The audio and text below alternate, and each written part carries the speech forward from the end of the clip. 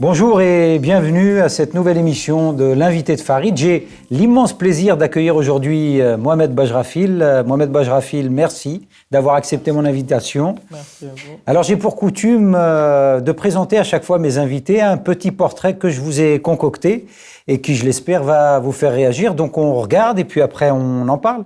Inch'Allah.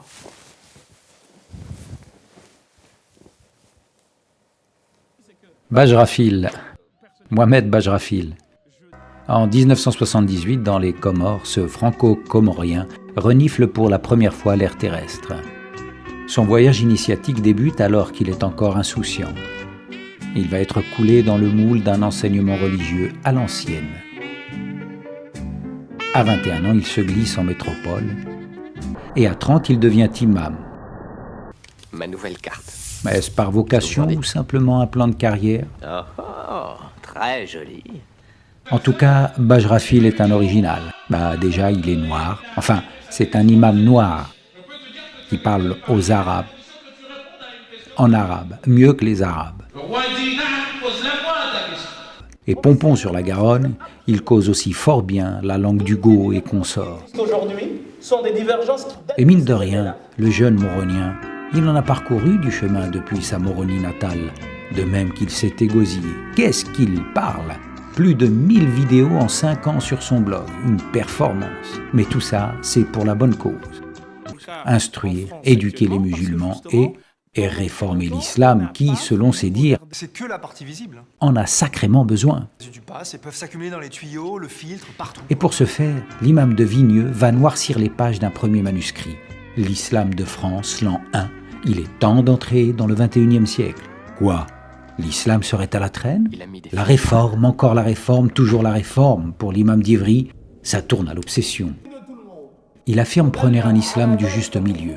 Being a gangster was better than being president of the United States. D'autres y voient juste l'islam du milieu, le milieu de la pègre islamiste. Si l'imam est cool, il assume néanmoins sa salafiste attitude. Enfin, son salafisme à lui. Ce qui ne l'empêche pas d'affirmer sa patriote attitude. Alors il y a ce second ouvrage, Réveillons-nous, lettre à un jeune Français musulman. Réveillons-nous, c'est la lettre adressée par Mohamed Bajrafil aux jeunes Français musulmans. Qui explique que si l'islam est à la traîne, c'est peut-être que sa pionce dure côté musulman. Désormais incontournable, on lui prédit un grand avenir. Futur grand imam de France, en a-t-il l'étoffe et l'ambition? On en parle, il est mon invité. Alors Mohamed Bajrafil, ce portrait. Alors, c'est marrant. Alors, il y a deux petites choses peut-être à corriger. C'est que j'ai commencé comme imam en France, dès que je suis arrivé en France en 99, dans une petite ville qui s'appelle Comble-la-Ville. Donc, c'est pas à 30 ans que j'ai commencé. Une erreur monumentale de 10 ans pratiquement. Exactement. Vous nous envoyez désolé. Oui, et ce qui fait qu'aujourd'hui, j'ai à peu près 19 ans de pratique, 20 ans de pratique de la fonction d'imam. Tout en étant étudiant, j'ai continué à exercer la fonction d'imam. Ça, c'est la première petite erreur. Oui. La deuxième? Alors, la seconde petite erreur, c'est, c'en est pas une, la fonction de grand imam. Est-ce que j'en ai pas besoin, je le dis tout de suite, je compte jamais le devenir. Donc, parce que mon combat, c'est justement le contraire de cela, c'est de faire en sorte que tout musulman se sente investi de sa religion, qu'il n'ait pas besoin d'autre chose que de s'instruire. Le reste, c'est entre lui et son Seigneur. Alors, comment faut-il vous appeler, Mohamed Bajrafil? Cheikh Mohamed, Imam Mohamed, de quelle manière il faut que je vous appelle durant cet entretien et en général? Mohamed. Mohamed, ça ira? Ou Mohamed, ça passe? Ça passe. Les deux passent. Ouais, les deux. Parce que vous savez qu'il y en a qui insistent pour qu'on les appelle cheikh ou imam, c'est pas votre cas. J'avais un maître en sciences du hadith qui m'a raconté une histoire que j'ai trouvée très belle. Il a dit qu'il y a 5 types de cheikh. Cheikh en arabe voulant dire beaucoup de choses. Hein. Cheikh al-Bajouri a dit que c'est un mot qui avait plus de 15 pluriels. C'est vous dire combien il est polysémique. Donc Cheikh, c'est celui qui est vieux, c'est une personne âgée. Cheikh, c'est quelqu'un de respectable, c'est un titre honorifique. C'est aussi le religieux. Et lui, il disait Ash-Shuyukh ou Khamsa. Il y a 5 cheikhs. Il dit Sheikhun shaykhathu nafsuhu. Il y a un cheikh qui s'est autoproclamé Il s'est auto-sheikhé. Voilà, il s'est auto-sheikhé ou sheikhisé. Wa sheikhun shaykhathu wasa'il al-i'lam. Un cheikh qu'il est devenu parce que les moyens enfin, les médias en ont fait un cheikh, il y en a beaucoup. Wa sheikhun shaykhahu ar-Rahman, un cheikh que Dieu a rendu comme tel. Wa sheikhun shaykhahu ash-shaytan, un cheikh que Satan nomme ainsi. Wa sheikhun shaykhahu an-nas, et le cheikh que les gens considèrent comme tel, en arabe on appelle cheikh al-qabila. Donc le cheikh de la tribu. Donc cheikh à gauche, enfin c'est des cheikhs, il y a des cheikhs partout, mais finalement je ne sais pas, c'est pas des cheikhs en blanc. Ouais, et en même temps celui qui aurait été cheikhisé entre guillemets par le tout miséricordieux, comment on peut le savoir? Alors il y a un propos du prophète qui dit Al-waliyu man dhukira Allahu bi ru'yatihi. L'ami de Dieu est celui par qui on se souvient de Dieu quand on le voit. Et nécessairement celui qui, quand on le voit, procure la chose inverse ou du dégoût ou du rejet, c'est forcément qu'il n'est pas sur la bonne voie, en tout cas islamiquement parlant. Parce que le prophète, par exemple, en dépit du fait qu'il avait des ennemis, mais son comportement était tel que même ses ennemis n'avaient pas d'autre appellation à lui donner que le ma'moun, celui en qui on peut avoir confiance ou celui à qui on confie nos trésors, nos vies, etc. Donc, quoi que nous puissions dire, il ne peut pas être appelé cheikh une personne dont le comportement plutôt est de nature, comme disait Molière, à faire rire, en fait. Enfin, je me rappelle cette belle tirade qui disait, je cite, que ceux dont le comportement prête le plus à rire sont toujours sur autrui les premiers à médire. Donc si on est dans ce sens, c'est que quelque part on a échoué. Parfait, donc je vous appellerai Mohamed durant cet entretien que vous voulez bien nous accorder. Alors, on vous présente souvent comme un théologien. Qu'est-ce que ça veut dire aujourd'hui en France, un théologien musulman? C'est quelqu'un qui est diplômé, c'est quelqu'un qui a étudié à l'étranger. Qu'est-ce qu'un théologien? C'est devenu aussi un mot valide, c'est comme le mot grand savant. En linguistique, des mots comme ça, qui, lorsqu'on a un trou de mémoire, on utilise comme truc, machin. Parce que c'est du même genre, en fait. Parce que théologien, en arabe, c'est lahouti, de ce qu'on appelle le lahout, qui est la théo, logos, enfin théo, la divinité, logos, étude de, en grec. Donc, c'est celui qui traite de ce qui est en rapport avec la divinité. Et ça, en arabe, il y a 3 noms pour le dire. Soit on parle de aqida, notion de dogme, ou tawhid, l'unicité, ou ce qu'on a appelé par la suite ilm al-kalam, la science que l'on pourrait appeler assez maladroitement la dialectique. On est dans une sorte de philosophie qui nous permet, à travers le mot, à travers le vocabulaire coranique, ou à travers la parole coranique, et on essaye de chercher la divinité, de la justifier, de montrer que Dieu existe bien, quels sont les attributs de Dieu. Donc c'est tout cela qu'on appelle, enfin c'est quelqu'un qui travaille dans ce domaine qu'on appelle théologien. Donc en arabe on parlerait plutôt de mutakallim. Ce qui fait que le terme théologien en arabe, il n'a pas d'existence sérieuse. Il n'y a d'ailleurs pas de mot de rajul din. Ce que malheureusement en français traduit aujourd'hui le mot théologien. Ça n'existe pas. Il n'y a pas de rajul din au sens chrétien du terme. J'ai souvent l'habitude de dire à nos amis chrétiens qu'il faut éviter, quand on aborde les questions de l'islam, de faire du christianocentrisme. Ne pas vouloir que l'islam soit à l'image du christianisme en voulant, par exemple, que l'imam soit le prêtre. Non, l'imam et le prêtre, c'est deux choses différentes. Et vous disiez tout à l'heure dans le reportage que j'ai commencé imam à 30 ans. Je vous ai dit que j'ai commencé en France 10 ans avant. Mais aux Comores, par exemple, nous, je sais pas, je pourrais pas vous dire exactement à partir de quel âge j'ai commencé à diriger la prière. Peut-être qu'à 8-9 ans, je le faisais déjà. Parce que quand on fait des études de droit musulman, de fiqh, ou de ce qu'on appelle tasawwuf, ce qui était mon cas, très jeune, on nous pousse pour acquérir de la maîtrise, etc. Donc entre 8 et 10 ans, en tout cas me concernant, je pense que j'ai eu à diriger la prière devant mon père, devant d'autres maîtres à moi qui m'ont enseigné. Donc, qu'est-ce qu'un théologien ? Écoutez, aujourd'hui, ce serait difficile de...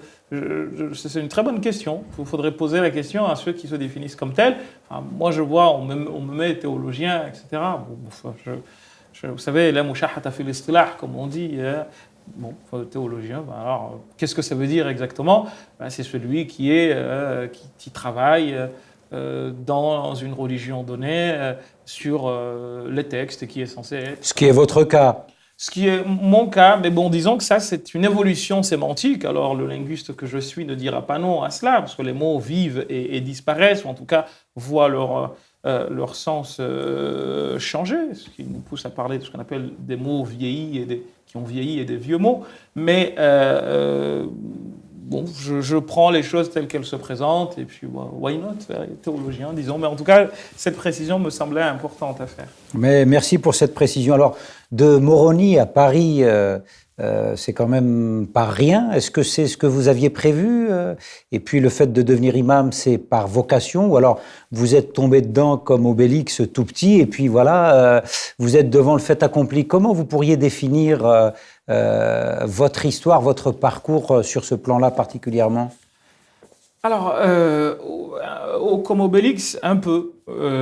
Mais disons que la fonction d'imam, telle qu'on la conçoit en France, si c'est tenté que ce soit une fonction, n'a strictement rien à voir avec la fonction d'imam telle que je l'ai vécue ou j'ai eu à la pratiquer dans mes Comores natales.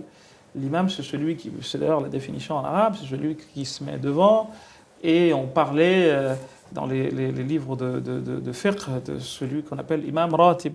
C'est celui qui est là et qui est habituellement là et que les gens vont attendre lorsqu'il n'est pas là pour qu'il dirige la prière. Donc, comme je vous ai dit, très jeune, j'ai eu à le faire. J'ai envie de dire naturellement, parce que, outre le fait que papa est mon maître et qu'il est religieux, il y avait une ambiance qui faisait que très jeune, on nous a dit, très petit, que pour que ce que nous apprenons puisse rester, il faut que nous enseignions. Ce qui fait que mes premiers élèves, j'ai dû les avoir peut-être, on va voir pareil, 8-10 ans. Il fallait que ce que nous apprenions, nous le transmettions. Donc aujourd'hui, j'ai des élèves qui ont à peu près le même âge que moi. Bon, ce n'est pas des élèves au sens sérieux du terme, parce que moi, je ne les considère pas comme tels. Et puis, j'aime pas cette relation de hiérarchie entre moi et mes élèves. Donc, c'est plus des amis. D'ailleurs, ce que je devais faire à Comblaville quand je suis arrivé en France, c'est maintenant une bande d'amis, des frères, comme ça que je les appelle, avec qui j'ai grandi, avec qui j'ai fait un bout de chemin et avec qui je suis toujours en contact. On n'a plus le temps de se voir comme on le faisait il y a maintenant 15-16 ans, parce que chacun s'est marié, a eu des enfants, a un parcours professionnel qui n'est pas celui des autres. Mais tout ceci pour vous dire que j'aime bien que la nuance soit faite entre ce que je faisais au Comores. Parce que au Comores, je ne me disais pas que j'allais devenir imam en France, parce que même maintenant, je ne vois pas cela comme un sacerdoce ou... Comme une profession ? Même pas comme une Parce que ceux qui nous regardent ne savent peut-être pas, vous êtes rémunéré pour ce que vous faites en tant qu'imam, ou si la question est indiscrète, vous n'êtes pas obligé d'y répondre? Non, on peut demander un défraiement parce qu'on a utilisé du carburant, mais je n'ai jamais été salarié de quelque mosquée que ce soit, et j'en ai fait en France, du nord au sud et d'est en ouest. J'ai jamais pratiqué cette fonction, entre guillemets, ou ce métier, comme étant un métier qui me fait vivre. Hein. Mais je demande, par exemple, à Ivry, qu'il y a un défraiement. Donc, quand je ne suis pas là, il n'y a pas de défraiement. Et comme ça, le carburant ou le ticket de train ne me sera pas remboursé. Parce qu'encore une fois, je ne suis pas salarié de... Je n'ai jamais été salarié de quelque mosquée que ce soit, et je peux vous garantir que ça me plaît énormément, parce que finalement, je m'entends avec toutes les mosquées où j'ai été. Je n'ai jamais eu de soucis avec quelqu'un. C'est à Ivry qu'on doit être content d'avoir un imam qu'on ne rémunère pas. C'est plutôt... Puis un imam de votre envergure, je pense que c'est quand même un cadeau pour eux. Je ne sais pas, en tout cas, eux, ils sont un cadeau pour moi. Il faudrait leur demander si je suis un cadeau pour eux. On va essayer d'inviter des gens d'Ivry, voir comment ils considèrent l'imam Bajrafil. Peut-être qu'on aura des surprises. Vous aurez des surprises, mais en tout cas, je suis très bien avec ces frères-là et ces sœurs, parce que c'est toute une équipe. Mais encore une fois, je me suis interdit, moi... d'en faire votre profession. Oui, pour plusieurs raisons. Sans doute, la raison principale, c'est que j'ai eu chez moi mon père qui a travaillé qui a enseigné pendant 50 ans sans jamais toucher de salaire. Mais de quoi vivait-il ? Il vivait de sa main. Il était, D'accord. Il était tantôt maçon, tantôt agriculteur, et il n'a jamais voulu occuper de fonctions particulières, comme qadi, juge ou je ne sais quoi, et pourtant il en a formé des gens qui par la suite le sont devenus, mais lui il n'a jamais voulu le faire, parce qu'il nous disait tout le temps « Man ju'ila qadiyan faqad dhubiha bighayri sikkin ». Celui que l'on a fait juge, c'est qu'il a été égorgé sans couteau, parce qu'il aura à répondre de tout ce que les gens pour qui il se sera prononcé vont lui dire.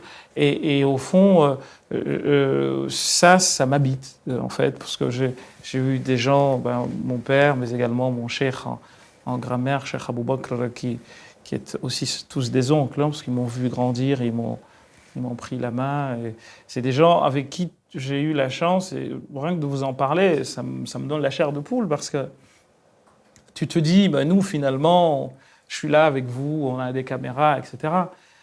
Donc, quelque part, ce que nous faisons va être vu.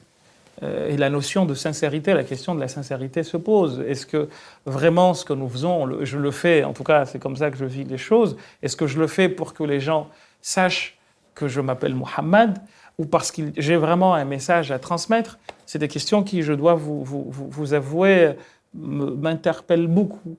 Et je pense à eux, à ces gens. Cheikh Abou Bakr nous enseignait à 2h du matin, 3h du matin. Et moi, j'étais tout petit quand on me traînait par la main. Mon grand frère Ibrahim me prenait la main. Et j'ai même développé des facultés de la nuit où je peux fermer les yeux et aller jusqu'à là-bas et me réveiller, parce que c'est comme ça que je faisais. Comme il me tenait la main à 10, parce qu'on a commencé en 89, donc j'avais 10, 11 ans. Et on y allait à 2h du matin. On trouvait quelqu'un qui était assis, en train de parler de Dieu, de faire des adhkar, et qui nous enseignait gratuitement, sans le moindre sou. Alors c'est vrai que ce n'est pas la même chose, parce qu'ils n'avaient pas de facture, à part nous, qui nous nourrissent, mais bon, ce n'est pas du tout les mêmes conditions, il n'y a pas d'impôt à la fin, bref, il y a beaucoup de choses, ce n'est pas les mêmes paramètres, mais je pense que ça m'habite dans l'idée de ne pas chercher à en faire un métier. Et puis, deuxième raison, et non la moindre, c'est que j'ai eu la chance, entre guillemets, de faire des études autres que religieuses, et qui peuvent me permettre de vivre sans avoir à faire de cela, encore une fois, mon métier principal. Donc, qu'il y a un défraiement ou que tu fasses une conférence ici ou là ou qu'on te donne quelque chose, ça, c'est une chose. Mais d'en faire mon métier, je me le suis interdit pour ces deux raisons-là. Eh bien, une question qui suit celle-là, c'est est-ce qu'on prend du plaisir à diriger les gens? Est-ce qu'on prend du plaisir à s'adresser aux gens, à leur parler de leur fin dernière, à leur dire ce qu'ils doivent faire, ce qu'ils ne doivent pas faire, ce qu'ils peuvent faire. Est-ce qu'il y a un plaisir à le faire ou c'est juste, et ça relève juste de cette posture qui consisterait à dire c'est un devoir, c'est pour cela que je le fais? Je parle vraiment de plaisir, c'est-à-dire est-ce qu'il y a quelque chose qui relève de j'en tire une certaine satisfaction? Le plaisir, de mon point de vue, se situe exclusivement dans l'idée de la transmission d'un savoir. Et encore une fois, les maîtres qui m'ont enseigné, avant de se mettre à le faire, ils m'ont donné l'autorisation de le faire. Et c'est comme un passage de relais. Vous savez, quand j'ai une anecdote qui m'est restée comme ça en tête, après avoir soutenu ma thèse de doctorat, il y a un passage obligé pour devenir maître de conférence, qu'on appelle la qualification en fonction de maître de conférence, c'est des choses que vous devez connaître. Et mon professeur de phonologie, qui était mon directeur de mémoire en DEA, on appelait comme ça à l'époque, c'est un grand monsieur qui s'appelle Jean Lowenstein, grand spécialiste des langues sémitiques, dont l'arabe, l'hébreu, etc. Il allait partir à la retraite. Et on lui a fait... il y a eu 3 jours de colloques qui ont été organisés par le laboratoire de linguistique formelle, le département de linguistique de Paris 7 et l'université, qui étaient 3 jours de colloques internationaux. Et j'ai eu la possibilité de m'y rendre. J'avais malheureusement pas pu présenter quelque chose, parce que je l'ai appris très tard, et du coup, bon, ça a été fait également par d'autres étudiants à lui. Donc je suis arrivé et j'attendais à l'époque le résultat de la qualification en fonction de maître de conférence. Et je l'ai vu, donc il est venu, il m'a embrassé, et il m'a dit une phrase assez intéressante et qui m'a marqué. Il m'a dit « Tu ne vois pas qu'il y a quelque chose qui se passe ?» Je lui ai dit « Qu'est-ce qui se passe ?» Parce que lui, c'est comme un papa pour moi aussi, hein, parce que j'ai appris beaucoup de choses avec lui, outre la linguistique. Et il m'a dit « Tu ne vois pas qu'au moment où je pars, tu viens ?» Donc il y a cette idée de passage de témoin qu'on appelle en islam, notion de ijaz, une transmission qui te lie à quelque chose qui est beaucoup plus important que toi, parce que tu t'inscris dans une chaîne qu'on appelle silsila, qui te relie au prophète, sallallahu alayhi wa sallam. Et ça, c'est quelque chose qui, pour moi, pèse beaucoup et exige de celui qui le reçoit à la fois un devoir d'exemplarité et surtout de la modestie. Parce que finalement, qui suis-je, moi ? Moi, je suis un gamin j'ai pas eu à fournir beaucoup d'efforts. D'autres ont eu à fournir beaucoup plus d'efforts parce qu'ils n'ont pas eu ça chez eux. Et eux, ils sont beaucoup plus méritants que moi. Donc, en fait, quand tu t'adresses à des gens comme ça, à la mosquée, je vous avoue que je sens, sans faire de la fausse modestie, qu'il y a énormément de responsabilités. C'est un peu comme les gens qui, quand ils se convertissent à l'islam, il y a des gens qui sont là pour applaudir, pour dire « Masha'Allah », etc. Moi, je leur dis tout le temps, je leur pose tout le temps la question inverse. Et quel est le nombre de personnes qui se déconvertissent de l'islam à cause de moi ? Des personnes dont le changement d'orientation spirituelle, passant de l'islam à une autre religion, l'auront fait parce que mon comportement les a poussés à le faire. Et je dis à mes co-religionnaires à chaque fois que l'occasion se présente de faire la conversion de quelqu'un, attention, nous sommes là, nous rions, mais vous et moi ne savons pas combien de personnes auraient pu être intéressées par l'islam et s'en sont éloignées, ou combien s'en éloignent, ou qui voudraient s'en approcher à cause de vous et moi. Et si on devait compter là-dessus, et je pense que votre reportage l'a dit à juste titre, le moins qu'on puisse dire, c'est que le musulman est malade. Quand je dis malade, c'est pas malade psychologiquement, bien entendu, mais notre conception de la religion est complètement à revoir, parce que le moins qu'on puisse dire, c'est qu'on n'est pas de nature à à pousser l'autre à chercher à nous connaître. En tout cas, il y a beaucoup de choses à dire là-dessus. Peut-être que vos questions...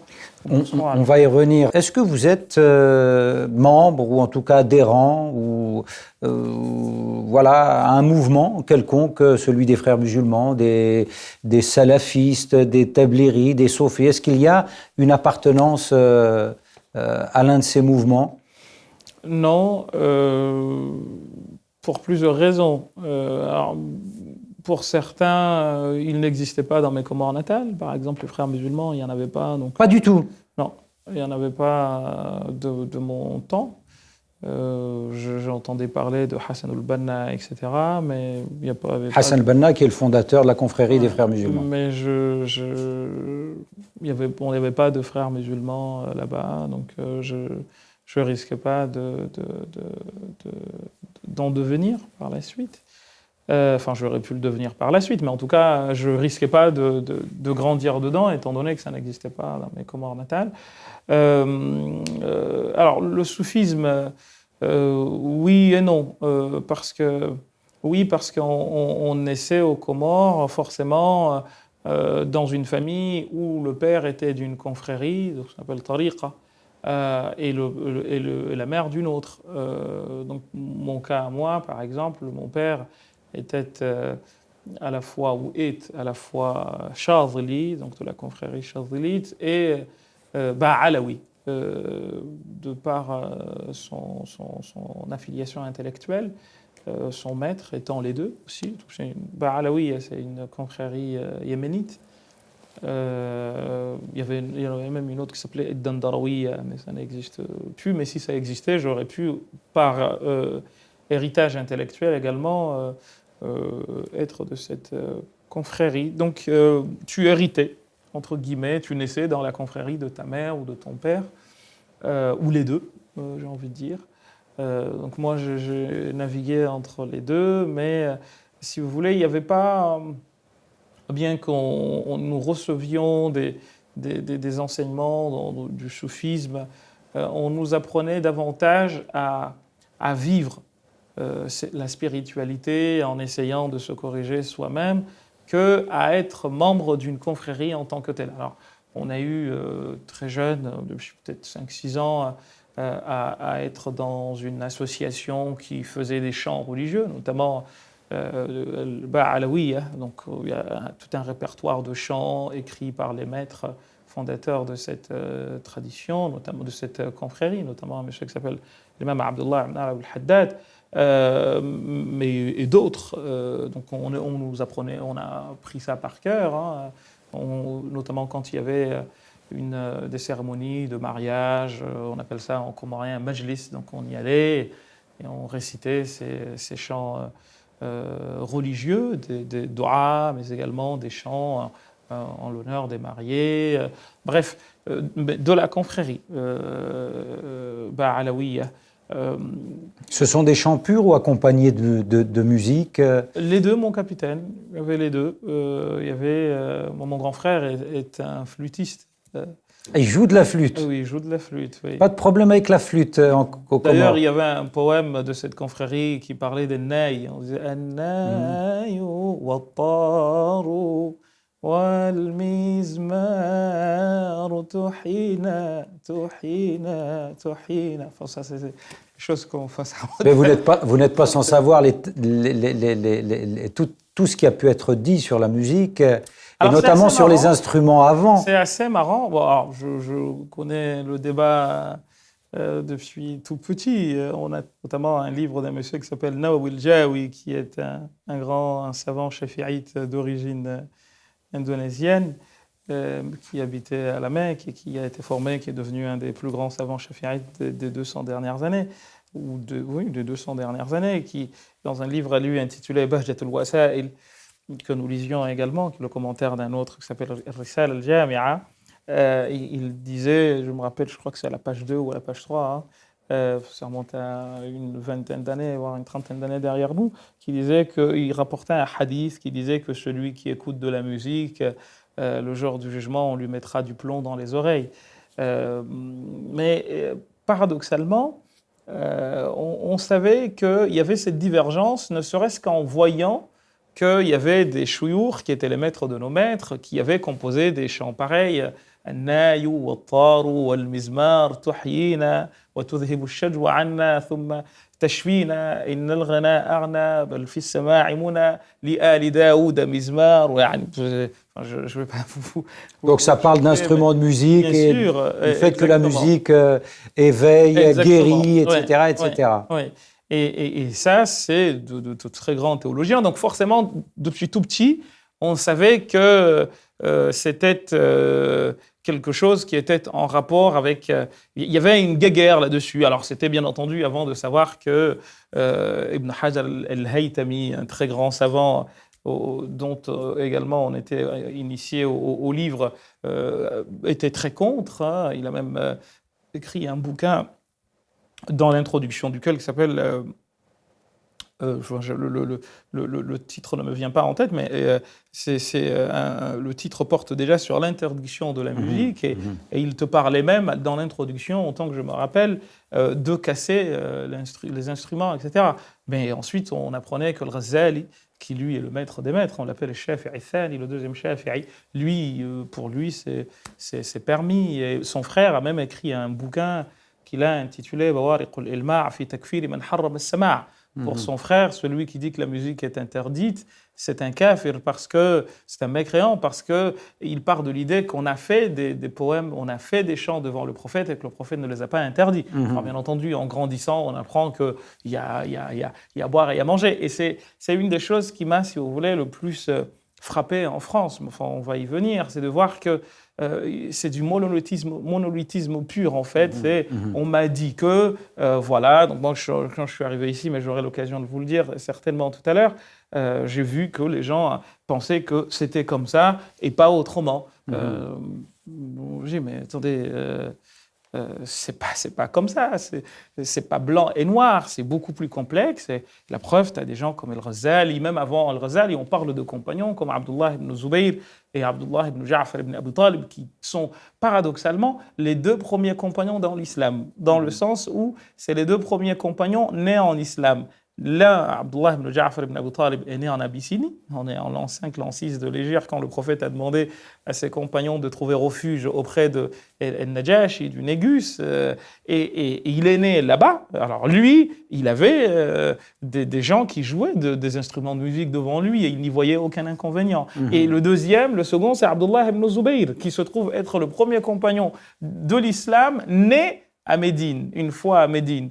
Et pour moi, c'est assez symbolique quand même, outre leur jeunesse. Mais il y a l'idée que là, il y a des compagnons du prophète, c'est avéré. Et ça va même pousser l'imam Al-Shawkani à écrire un livre dont le titre est très évocateur, où il disait « Ibtalu da'wa al-ijma' fi ala tahrim mutlaq as-sama'. Il disait qu'en fait, la prétention qu'il y aurait une unanimité sur l'interdiction de la musique, c'est une foutaise. Ça n'a pas de sens. Et d'autres avant lui, Al-Afwadi et d'autres ont écrit des livres dans ce sens pour dire que, attention, en fait, c'est une question de divergence qui devrait rester comme telle.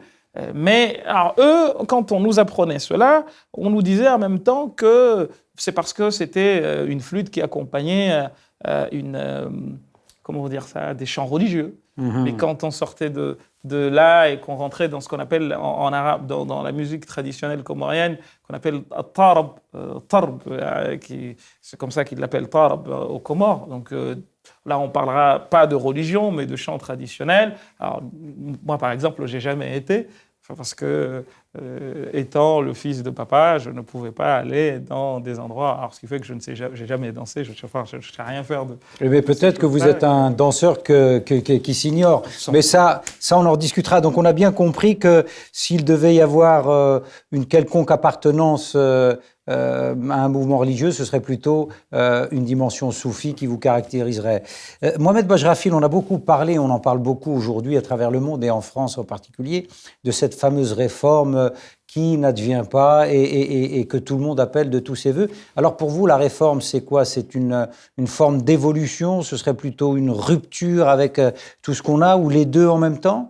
Je pense qu'on ne peut pas faire de rupture. Le mot rupture ne me convient pas parce que qui dit rupture dit abandon de quelque chose. Or, en réalité, quand on regarde les textes islamiques, il n'y a rien de pire que la prétention qu'ont certains musulmans, ignorant la dangerosité de la chose, de dire que tout a été dit, nous sommes arrivés trop tard. Inna wajadna aba'ana ala ummah. Ça, c'est une phrase que le Coran combat. Et qui veut dire Nous avons trouvé nos parents sur un chemin. On va continuer sur leurs traces. Non! Le Coran dit clairement que ce n'est pas comme ça. Ce n'est pas une manière de voir les choses. Le problème qui se pose, c'est que ceux dont on prétend suivre aujourd'hui les traces se sont élevés contre cette manière de voir les choses. Et des fois, tu t'assois, tu te dis, mais on est sérieux ou quoi? Le premier livre de l'école shafi'ite, qui s'appelle Mukhtasar al-Muzani. Et à chaque fois que j'y pense, je me dis, mais tu ne peux pas trouver quelque chose de beaucoup plus évocateur que cela. La première phrase de Mukhtasar al-Muzani dit, je cite, que Jama'atu hadhihi al-uluma, j'ai réuni ces sciences, ou hadha al-kitab, ou ce livre, min ulum al-Shafi'i, des sciences de Shafi'i, qui, dit-il, allati awwaluha, dont la première science, c'est de dire, la tuqallidouni, ne m'imitez pas. C'est quand même très fort comme c'est vraiment, on parlerait là de l'incipit en littérature. C'est vraiment le début du début. C'est le début de la première phrase.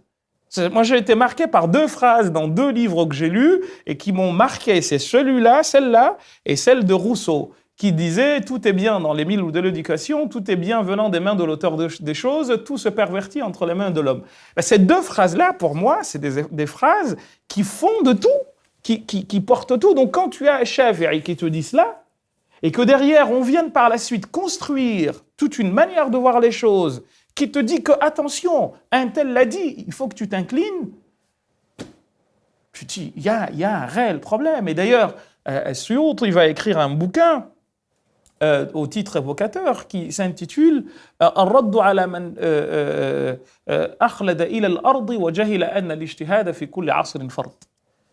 La réplique à cette personne qui s'est implantée sur Terre et qui ignore que l'effort d'interprétation est quelque chose qui est obligatoire à tout moment. Et lui-même, il a été confronté à cette situation-là. Et dans l'introduction, il rappelle que je me retrouve en opposition avec mon père sur des choses.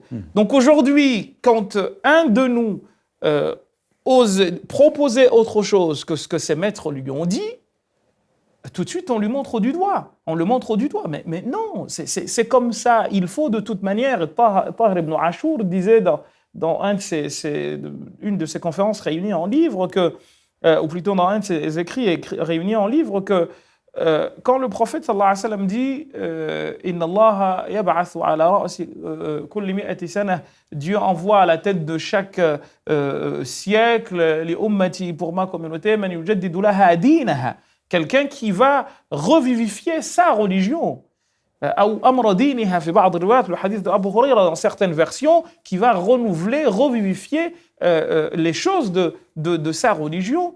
Il dit une phrase très juste, il dit « Ce qui est renouvelé, c'est, dit-il, comme une maison qui a pris de l'âge et de la poussière et qui a besoin d'être dépoussiérée, ou un fer qui a rouillé, qui a besoin d'être renouvelé. » C'est comme ça que lui, il présente les choses, de cette manière-là. Et moi, je me dis, on ne peut pas, c'est une phrase que j'ai souvent l'habitude de dire, et peut-être que les gens ne la comprennent pas comme moi je l'ai dit, on ne peut pas aujourd'hui regarder 2018 avec les lunettes de quelqu'un qui a vécu ne serait-ce qu'il y a 30 ans. C'est incroyable. Il y a 30 ans, on ne pouvait pas imaginer que je pouvais être le témoin, bien qu'étant à 10 000 km des Comores, de quelque chose qui se passe en direct aux Comores. Je le vois. C'est-à-dire que quelqu'un qui aurait écrit un livre sur la possibilité de voir quelque chose il y a 20 ans, on l'aurait pris pour un fou. Et aujourd'hui, c'est visible. Alors, est-ce que c'est pour ça qu'on vous a pris pour un fou? Et je vais évoquer peut-être un événement qui vous a peut-être marqué de manière un peu douloureuse, c'est cette fameuse initiative qui visait à réformer, qui est celle del Kawakibi, où tout un tas de choses ont circulé concernant ces pseudo-réformateurs qui finalement souhaiteraient dévoyer l'islam. Est-ce que c'est un petit peu dans cet ordre-là, cet événement, et si vous pouviez nous en parler un petit peu? Alors, cet événement, comme vous dites, m'a laissé un goût très amer, pour deux raisons. Je vais vous parler franchement. La première, c'est que, en fait, j'ai eu la possibilité de voir des gens qui pouvaient monter des choses de toutes pièces et te dire que toi, tu es comme ça. Alors que c'est des choses que tu ignores complètement. Cette histoire-là, elle est très simple. Il y a eu un monsieur qui s'appelle Félix Marquardt, qui un jour m'a appelé, je ne sais pas par quel biais il a eu mon numéro de téléphone, et il m'a dit « Je souhaiterais te rencontrer ». Je lui ai dit « Il n'y a pas de problème, bismillah, viens ». Et j'ai été voir ma belle famille à Comble-la-Ville. Donc on s'est donné rendez-vous dans un café à Comble-la-Ville. Je le vois comme si c'était encore hier. Et il me dit « Voilà, Mohamed, moi j'étais… il me raconte sa vie. Je ne sais pas si ça lui plairait que je le dise, mais je vous le dis quand même. Il m'a dit, voilà, moi j'étais quelqu'un qui s'était converti à l'islam pour me marier avec une fille. Comme ça. Mais après j'ai rompu, et puis je suis tombé dans mes travers, etc. Et quand j'ai décidé de prendre ma vie en main, de me séparer d'une certaine forme d'addiction à des produits précis, je me suis rappelé cette foi dans laquelle je m'étais inscrit, mais pas pour les bonnes raisons. Et je me suis dit, je vais m'y mettre. Et quand il y a eu les attentats de janvier, il m'a dit, Mohamed, je me sens comme touché dans ma chair, parce que c'est une religion qui est désormais mienne aussi. Et je suis à la recherche de gens qui peuvent m'aider à l'aboutissement ou à aboutir à quelque chose qui permette de changer cette image de religion violente, sanguinaire, etc., que l'on colle sur l'islam. Et j'ai pensé à toi. Est-ce que tu peux t'inscrire dans une démarche de cette nature? Je dis, Inch'Allah, c'est un honneur pour moi, parce que ma religion, c'est la prunelle de mes yeux, c'est ma foi, c'est la chose la plus importante que nous ayons. Et puis, parce qu'encore une fois, comme je vous disais dans notre premier échange, tu te sens investi d'une mission. On t'a passé un flambeau un témoin que tu dois passer à d'autres personnes. Et comme dit le hadith du prophète que vous connaissez, خيركم من تعلم القرآن وعلمه أو لأن يهدي الله بك رجلا واحدا. C'est un hadith très connu que Dieu guide une personne par toi, c'est mieux que la meilleure des montures qui puisse exister, ou le meilleur d'entre vous est celui qui apprend le Coran et qui l'enseigne. Donc je me suis dit, je suis tout à toi, il n'y a pas de problème. Et il m'a dit, moi, j'ai un avantage dans cette histoire, c'est que j'ai un carnet d'adresses. Ce carnet d'adresses-là, je peux l'utiliser pour, n'est-ce pas, vous permettre de rencontrer des gens qui ont accès à plusieurs médias qui vous permettront de présenter une image de l'islam qui est l'islam réel. Je lui ai dit, écoutez, why not? Et de fil en aiguille, les choses se sont montées et il était question de chercher à organiser à Paris un colloque international qui réunirait des théologiens musulmans de tous les horizons à Paris. Ça devait se faire en janvier 2016, avec pour objectif pas de toucher l'islam. L'islam comme religion de Dieu. Vous savez, j'ai un problème avec tout ce qui est l'épithète islamique. Ça, c'est telle chose islamique. Mais qui te dit que c'est islamique? Les finances, c'est des finances. Pourquoi vous collez le titre d'islamique derrière? Est-ce que c'est une révélation divine que vous avez eue ou une manière de voir les choses? Alors, je peux être dedans, j'ai aucun problème avec ce que l'on peut appeler finance islamique ou je ne sais quoi. Je peux avoir un problème ou ne pas en avoir. Là n'est pas le problème, mais le mot un parti islamique, qu'est-ce que ça veut dire en fait? Pour moi, ce qui est islamique, c'est ce qui est révélé par Dieu. Or, toi, c'est ta manière à toi de voir les choses. Donc, il faut laisser ce qui est à Dieu, et ce qui est aux hommes, comme on dit, ce qui est aux hommes, le laisser aux hommes. Le problème, c'est qu'aujourd'hui, c'est devenu, entre guillemets, une espèce d'usine à gaz dans laquelle on met tout. Donc, il devait y avoir cette conférence-là avec pour but bien, de sortir de quelque chose qui inviterait à la relecture des textes, ni plus ni moins. Pas corrompre les textes, mais plutôt relire les textes en tenant compte à la fois de leur contexte, des réalités qui étaient celles dans lesquelles le texte a été révélé. Bref, lire les textes à la lumière de notre contexte. Mais qu'est-ce que ça veut dire ? Ça veut dire, excusez-moi de vous interrompre, ça veut dire que ceux qui se sont opposés à la démarche sont finalement pour une prolongation du mimétisme que vous condamniez tout à l'heure. Je pense qu'il y a de tout. Il y a des gens qui,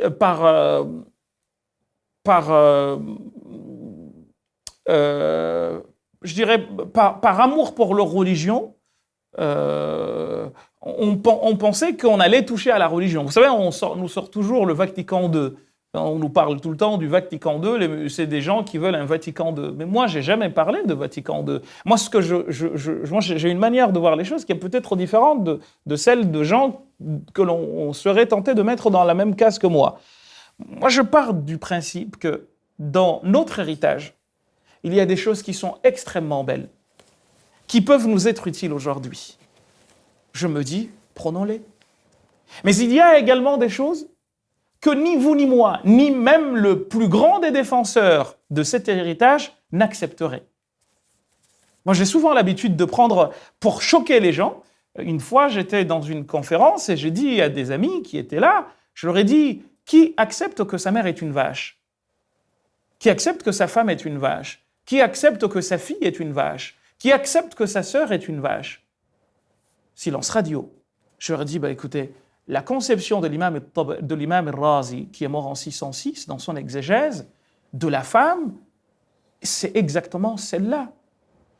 Il n'y a pas une virgule à enlever. C'est-à-dire qu'il considère que la femme est une vache. La femme est une vache. Pour lui, c'est pire que ça. La femme n'a été créée que pour satisfaire l'homme, en gros. Et il te dit clairement, tu ne peux pas faire pire, tu ne peux pas faire plus clair. Et parmi les signes de la grandeur de Dieu et de son savoir, de sa toute-puissance, c'est qu'il a créé c'est qu'il a créé pour vous azwaja, des femmes. Alors ce qui est assez marrant, c'est qu'on a traduit azwaja comme femme. Or, le propre, il y a des mots en français et en arabe qui sont assez intéressants de par leur constitution. Le terme zaouj, c'est un terme qui va autant au singulier, au masculin qu'au féminin. Ma femme, c'est zaouj, zaouji, et elle dira de moi que je suis son zaouj. Et on dit en arabe que le pluriel, le propre du pluriel en arabe, c'est que tout pluriel en arabe, notamment ce qu'on appelle jam' al-taksir, le pluriel brisé, pas irrégulier, parce que ça c'est aussi une fausse conception, c'est qu'il est par définition féminin. Il faut regarder le Coran, wa qalatil a'rabu amanna, c'est ce qu'on appelle jam' ghayr aqil pour certains. Bref, donc c'est un pluriel. Le pluriel en arabe, c'est un féminin. An khalaqakum min anfusikum azwajan litaskunu ilayha. Donc lui, au lieu de dire que le pronom renvoie au pluriel et que finalement c'est l'homme et la femme qui mutuellement trouvent refuge les uns auprès des autres. D'ailleurs, le verset nous dit wa ja'ala bainakum mawaddatan wa rahma. Donc là, on ne parle pas des hommes et des hommes plus que des femmes ou des femmes plus que des hommes, mais on parle des deux. Mais lui, qu'est-ce qu'il va faire ? Il va lui dire, attention, cela est la preuve, dit-il, que la femme a été créée pour l'homme exactement comme les plantes et les animaux ont été créés pour lui. Il va même plus loin en disant que même les obligations dont elle est investie, elle ne devrait même pas en être investie, mais c'est juste pour mieux servir l'homme qu'on les lui a imposées. Mon frère, il n'y a pas de problème. Est-ce que tu acceptes que ça c'est l'islam, ça ? Et on pourrait donner beaucoup d'exemples de cette Alors, nature. comment on explique ce type d'interprétation de la part d'un homme comme Razi, dont vous avez parlé ? Tout bêtement. Pour moi, c'est la chose la plus simple, franchement, à traiter. C'est que, quelque savant qu'il ait pu être, il est le fils de son temps. Et le fils de son temps considérait la femme comme Et Comme une vache. Exact. Si vous sortez de l'Arabie, parce que les gens ont tendance à penser que c'est seulement ceux-là qui auraient dit non, venez en France. À la même période, il est mort en 606. Rajoutez, prenez ça en âge dans le calendrier grégorien et vous vous situerez à ce niveau-là. On sera peut-être au XIIe siècle, ou XIe ou XIIe. Ben vous allez trouver quoi? Ou XIIIe plutôt? Vous allez trouver que les penseurs de son temps, ici, ne disaient pas mieux. Le problème, c'est que on ne veut pas admettre cela. Et ça, c'est ce qui m'embête. Parce que là, j'ai cité Ar-Razi, mais je ne le cible pas lui particulièrement. Mais si je prends un savant de son temps, normalement, il dira la même chose. Et donc, j'ai du mal à comprendre que nous laissions embrigader par des choses pareilles, alors que c'est, pour moi, quelque chose de tout simple. Alors, dernièrement, pour m'arrêter là-dessus, j'ai échangé avec des amis sur l'idée que quand on était petit, quand on faisait les cours de fiqh, on nous parlait des impuretés.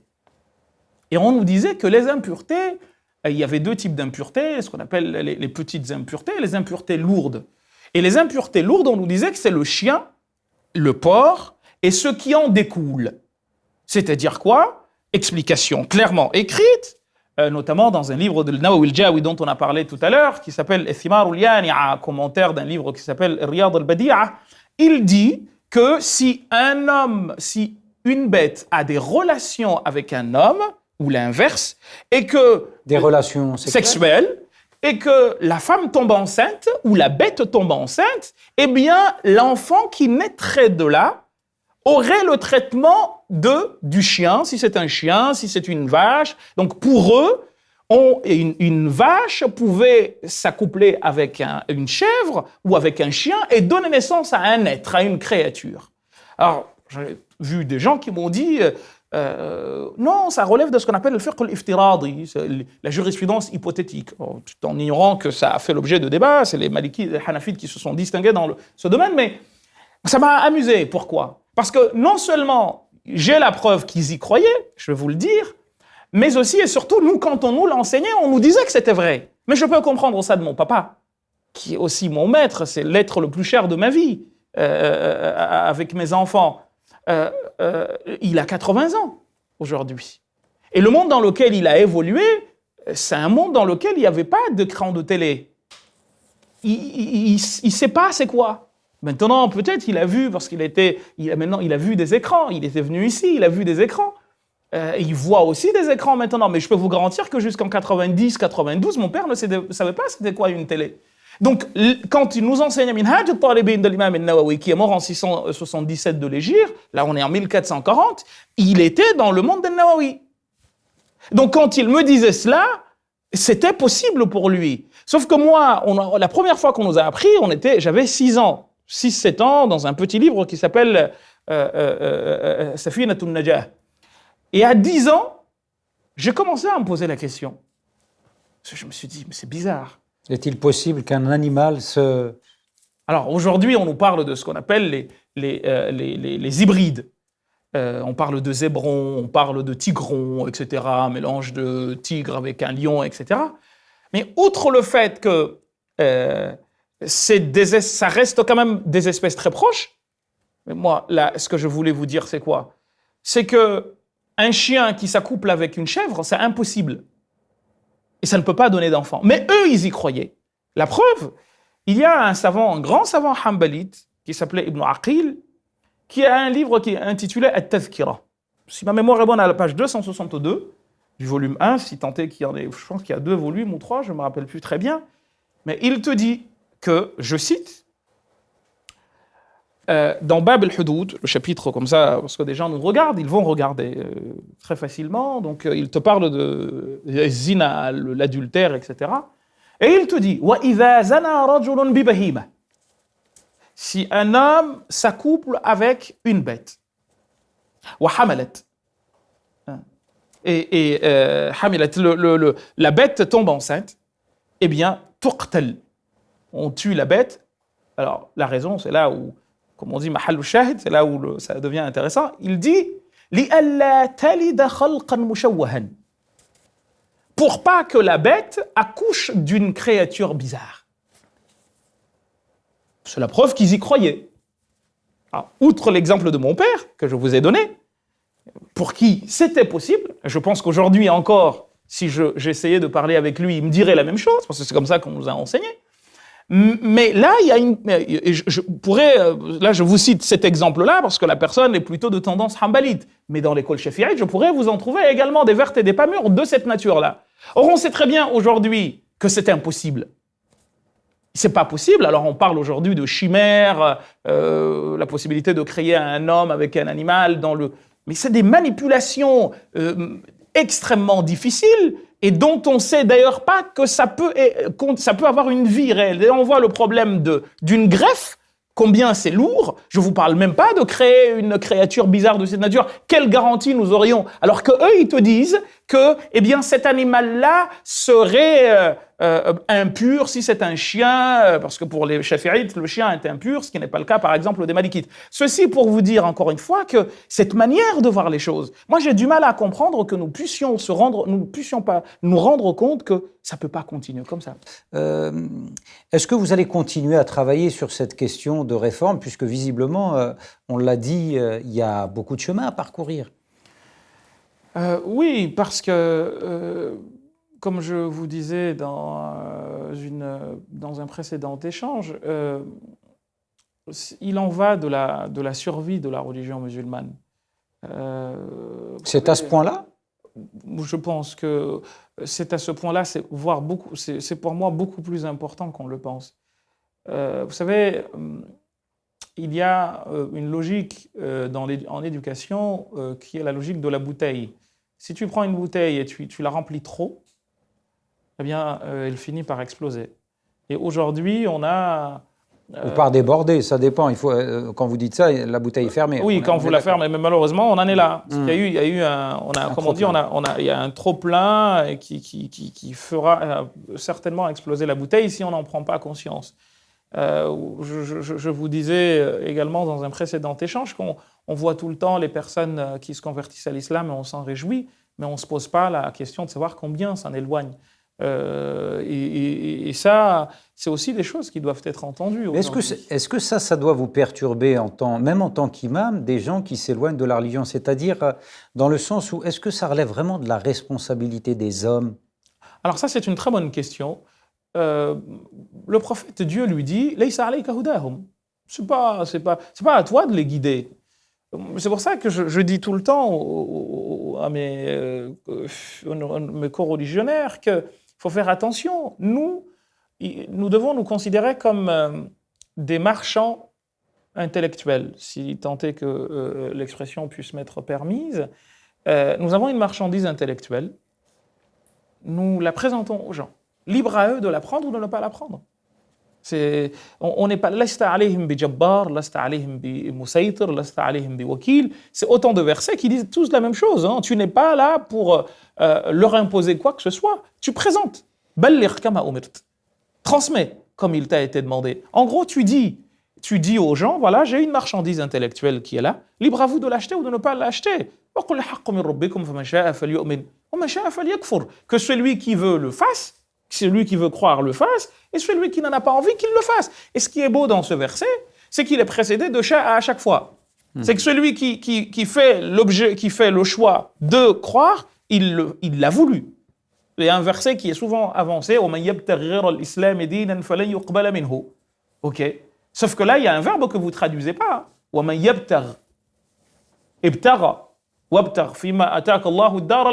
C'est une quête. Cherche dans ce que Dieu t'a donné l'autre maison, la maison dernière, mais n'oublie pas la part de ce bas monde. Le même verbe, et celui qui fait le choix de ghayr al-islam. Donc, pour pouvoir faire le choix, il faut être libre. Donc, il faut que nous présentions aux gens une chose, et après, libre à eux de prendre ou de ne pas prendre. Donc, et là-dessus, chez une phrase qui risque d'en étonner plus d'un, c'est que chez la plupart des théologiens musulmans, là je parle des théologiens, donc les mutakallimoun dont on a déjà parlé, le prophète, pas le prophète Mohammed, mais le prophète, celui qui est porteur d'une prophétie, il ne lui est pas obligatoire d'appeler les gens à Dieu. Sauf s'il en reçoit l'injonction, comme Haroun qui a reçu de Moïse. Autrement, il n'y a pas. Alors qu'en est-il de nous? Ça en étonne plus d'un. Et pourtant, chacun de nous se sent investi d'une mission obligatoire. Non, c'est pas ton devoir à toi. Tu peux essayer. Donc, est-ce qu'il vaut quelque chose ici, donc l'argument que vous évoquiez tout à l'heure en disant attention, quand quelqu'un se convertit, vous êtes peut-être heureux, mais il y en a plusieurs qui ont peut-être quitté ou qui se sont éloignés. Ouais. Finalement, c'est pas de votre ressort ni de votre responsabilité. Si j'écoute et j'entends ce que vous dites. Oui et non. Parce que, en fait, pourquoi je dis oui et non? C'est pas de notre ressort dans le sens où on n'a pas à chercher les gens à venir les tirer de je ne sais où pour. Non. Encore une fois, le Coran nous dit le messager, ma illa, qui est ce qu'on appelle adat hasr en arabe, une négation restrictive. Le rôle du messager, c'est juste de transmettre. Un point à la ligne. Et ça, c'est pour le messager. C'est pour le messager. Alors, qu'en est-il de ceux qui sont en dessous de lui? Parce que nous tous, nous nous inscrivons dans sa voie. Si lui, son rôle, c'est seulement de dire, qu'en est-il de celui de Farid et de Mohammed? Comment pourrons-nous être plus prophétiques ou messagers que le messager? Enfin, c'est aussi une dinguerie à laquelle, des fois, je me dis, mais on ne pense pas à cela. Mais c'est pourtant très courant aujourd'hui de voir des musulmans qui se sentent portés, en tout cas poussés par le devoir de transmettre. Mais alors, je vous ai dit tout à l'heure, transmettre, c'est une chose où tu as reçu un savoir, tu veux le transmettre. Alors, je parle de devoir ici. Oui, c'est pas une obligation. Mais bien entendu. L'obligation de la transmission, c'est la transmission d'un savoir. J'ai reçu l'autorisation de transmettre. L'autorisation de transmettre, ou par exemple, j'ai appris un métier, je dois le transmettre parce que le prophète nous a dit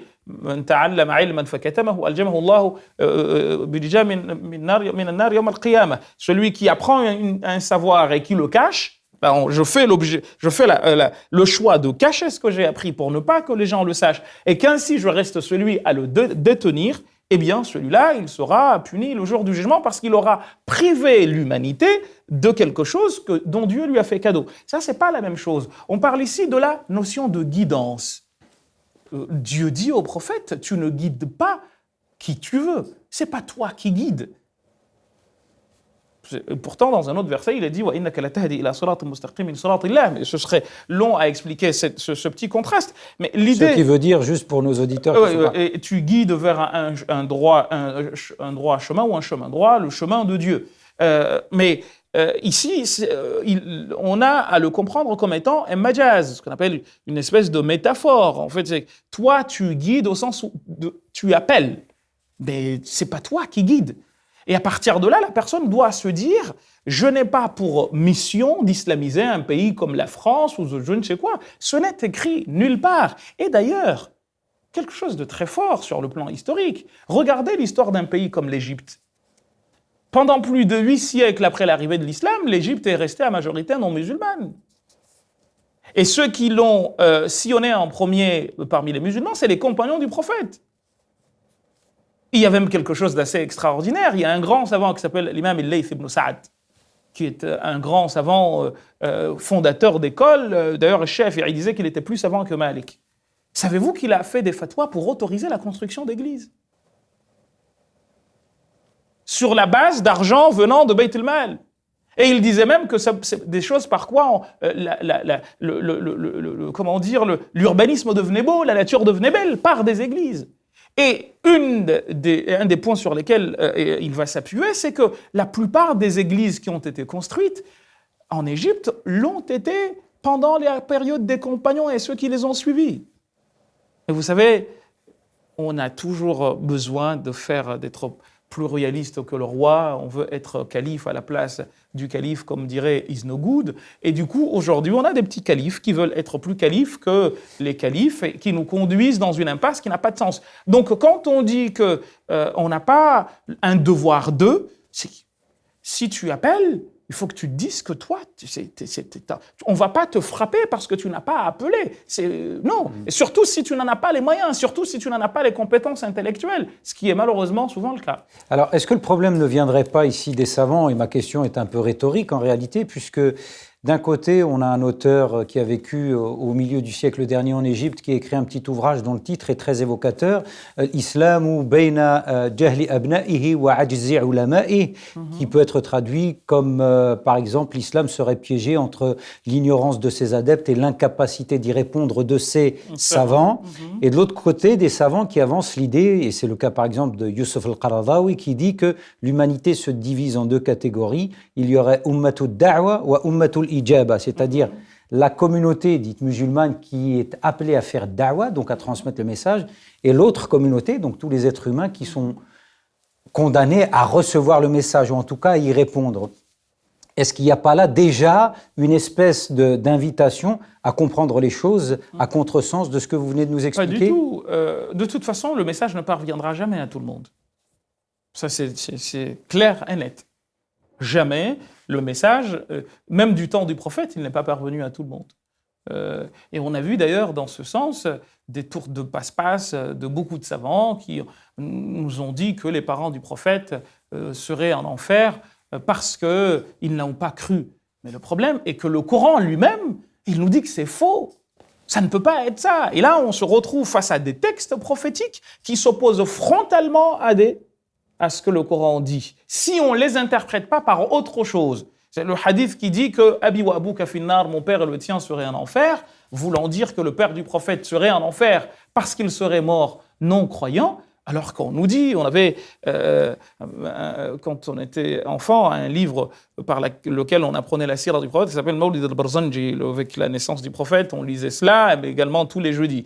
Et le 4e chapitre s'appelle ولما تم من حمله شهران على مشهور الأقوال المروية توفي بالمدينة المنورة أبوه عبد الله وكان قد اجتاز إلى أهله بني عدي من الطائفة النجارية ومكث فيهم شهرا سقيما يعانون سقمه وشكواه. Et là, on nous apprend que le père du prophète est mort alors qu'il avait seulement 2 mois dans le ventre de sa mère.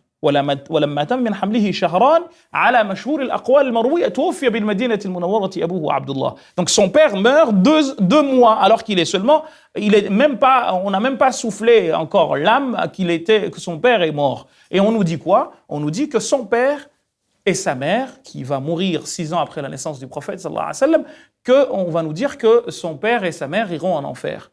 Pourquoi? Parce qu'ils n'ont pas cru. Ils n'ont pas cru à quoi? Alors on nous a dit qu'ils n'ont pas cru au message d'Abraham.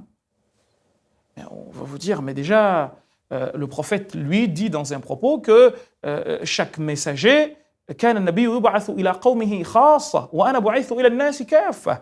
C'est lui-même qui le dit. Chaque messager était envoyé à un groupe particulier, et le moins qu'on puisse dire, c'est que les Mécois n'ont jamais reçu de messager. Et c'est d'ailleurs le sens que certains vont donner au mot « ummiyoun », au sens « ummiya » qui veut dire, qu'on a traduit par « illettré ». الذي بعث في الأميين رسولا. Il a envoyé un messager dans ummi, c'est-à-dire des gens qui n'ont pas reçu de message, en tout cas l'exégèse de certains. Pour nous dire quoi? Pour nous dire qu'on ne peut pas considérer que les parents du prophète vont aller en enfer, parce que, eh bien, le Coran nous dit وَبُرُسُلًا مُبَشِّرِينَ وَمُنذِرِينَ لِأَلَّا يَكُونَ على للناس حجة على الله بعد الرسل. رُسُلًا مُبَشِّرِينَ وَمُنذِرِينَ, des messagers envoyés comme avertisseurs et annonciateurs de bonnes nouvelles, لِأَلَّا يَكُونَ للناس على الله حجة بعد الرسل, pour pas que les gens puissent se dire ah ben tiens, moi, toi Dieu, tu ne m'as pas envoyé de messager. كلما ألقي فيها فوج سألهم خزنتها ألم يأتكم نذير. À chaque fois cette idée que donc c'est des versets qui sont là clairement au début de sourate Yasin, لتنذر قوما ما أنذر آباؤهم فهم غافلون. On t'a envoyé un groupe de personnes qui n'ont pas reçu d'avertisseurs et du coup ils sont égarés. Donc on va nous dire quoi? On va nous dire que ça, ces gens-là vont aller en enfer. Et ça, pour m'arrêter sur une histoire qui m'a beaucoup marqué aussi quand on nous faisait la formation en théologie, c'est qu'on avait un petit livre d'un grand savant yéménite, comoro-yéménite, qui s'appelle Habib Omar ibn Ahmed ibn Soumaïd, qui s'intitule Hadiyatul Ikhwan. Et qu'est-ce qu'on nous apprenait dedans? Quand on est arrivé, parce que c'est un livre qui parle de aqida, de foi, etc., à un moment donné, on nous a parlé des parents du prophète. Et là, qu'est-ce qu'on nous dit? Regardez comment les choses peuvent être compliquées, notamment quand elles sont enseignées à des gosses. Moi, je devais avoir 10 ans à l'époque quand on nous apprenait cela. On nous a dit, on nous a fait retenir par cœur.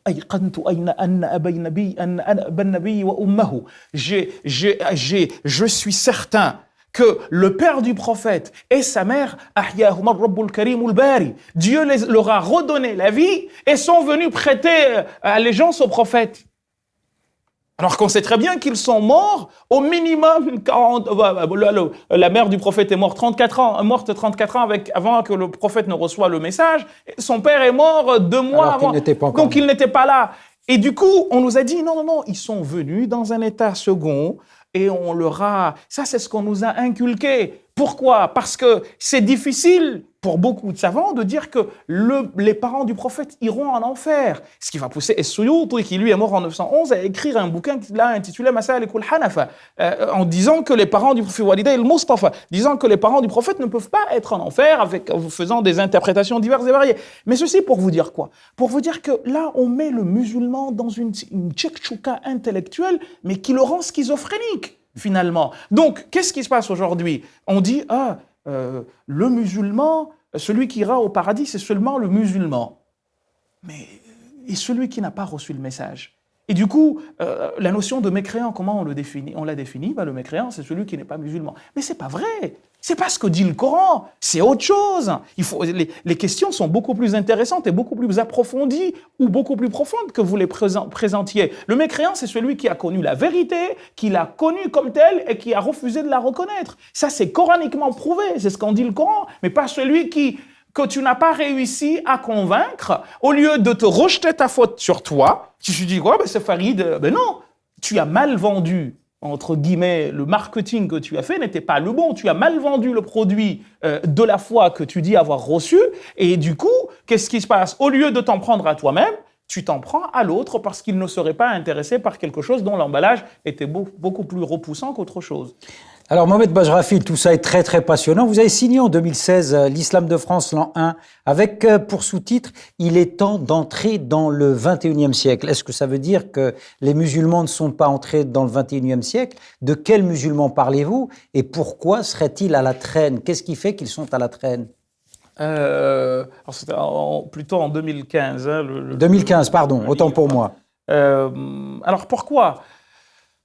Pour plusieurs raisons, mais encore une fois, je vous ai dit tout à l'heure qu'il y avait dans la conception que nous avons de la religion des choses à revoir. Notre relation, notamment sur 2 choses, les libertés individuelles et la relation à l'autre. La réforme que l'on doit mener, encore une fois, ce n'est pas une réforme qui va changer les versets du Coran. Moi, contrairement à beaucoup de gens, je ne vois aucun problème dans le Coran de violence ou de je ne sais quoi, parce que tout s'explique.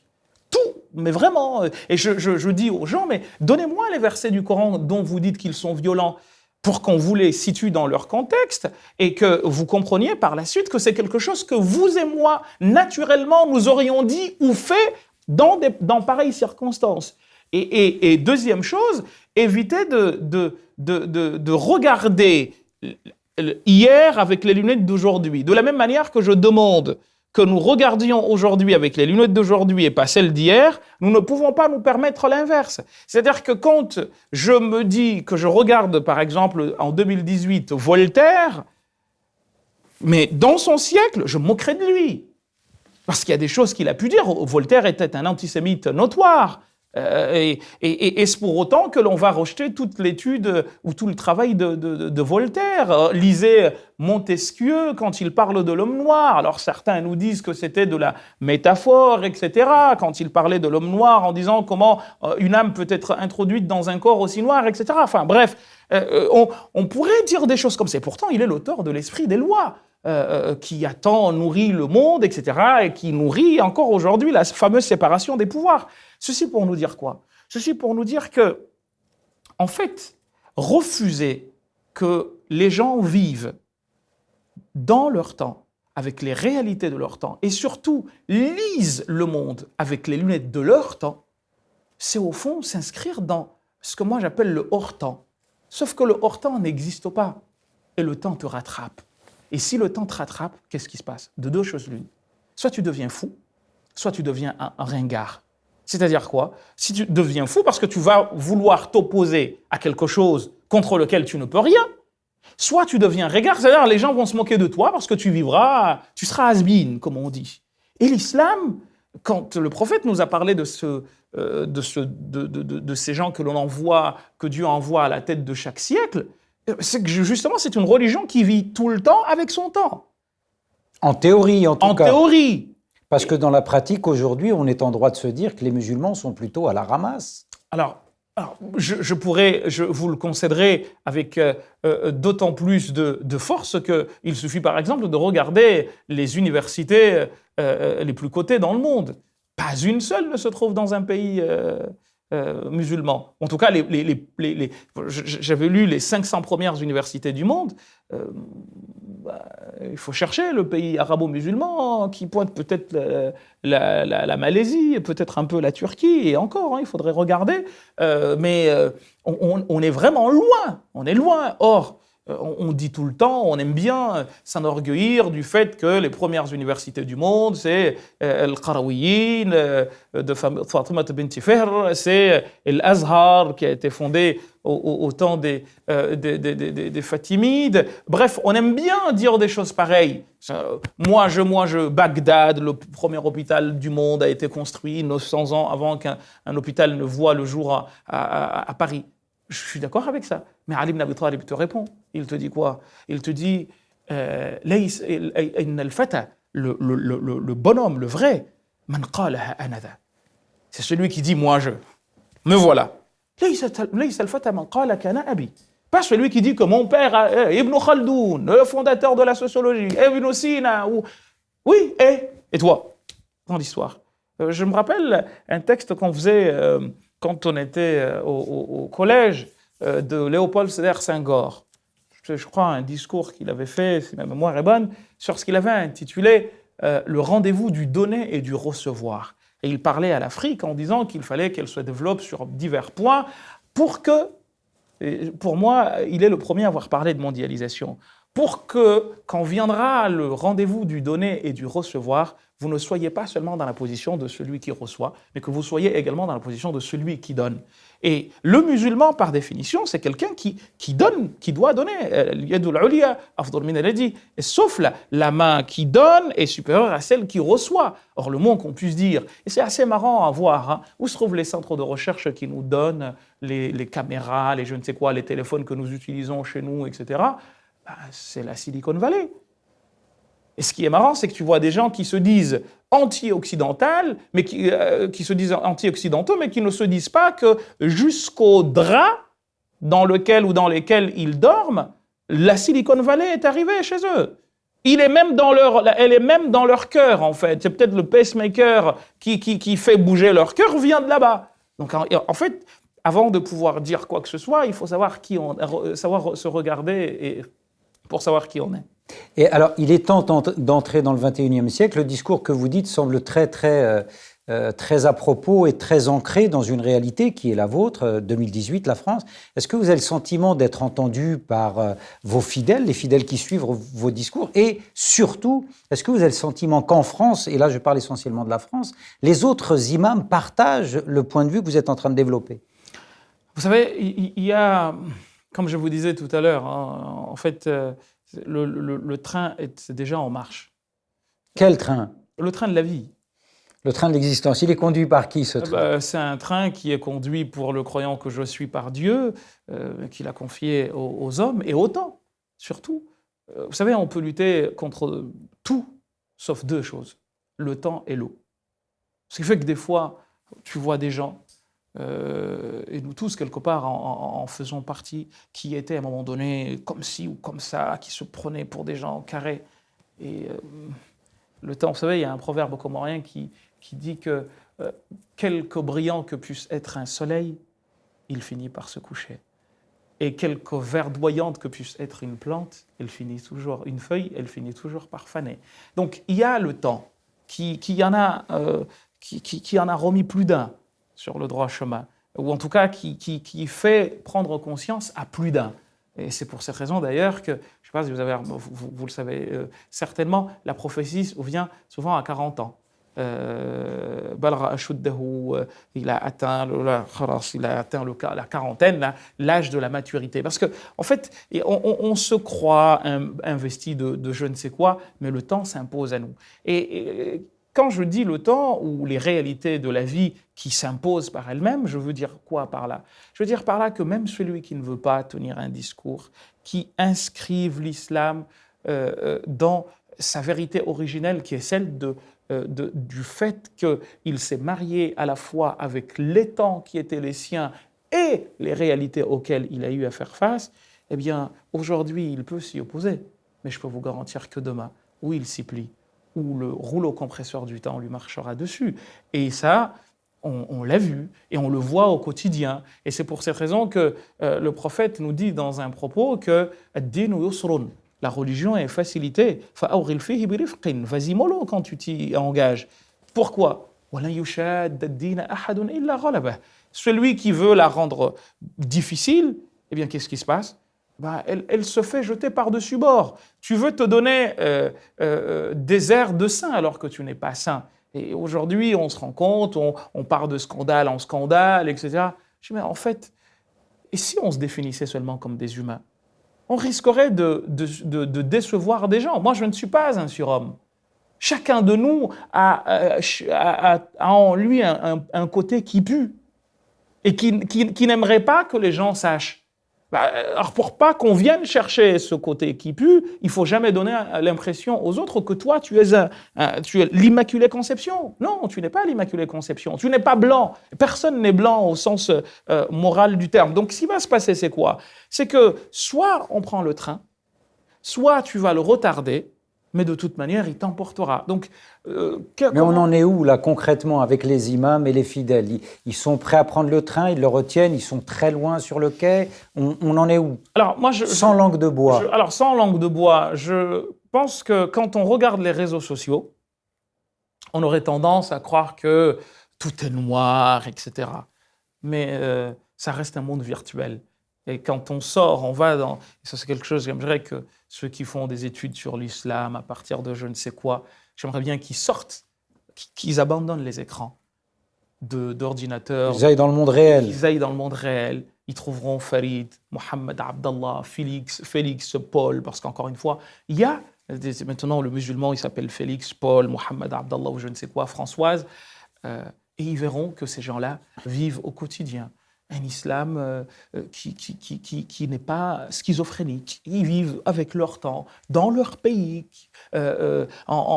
sont confrontés aux difficultés auxquelles tout le monde est confronté, ont des peines, ont des joies, et qu'on n'est pas cette espèce d'homme bizarre qui ne serait pas rentré dans son temps. Donc quand je dis qu'il faut rentrer dans le XXIe siècle, c'est davantage une adresse à ceux qui veulent empêcher que le train avance que à la majorité des musulmans qui, eux, ont déjà pris le train en marche et vivent sans aucun problème. Mohamed Bajrafil, merci. On se retrouve pour d'autres échanges. Merci. Merci à vous, à bientôt.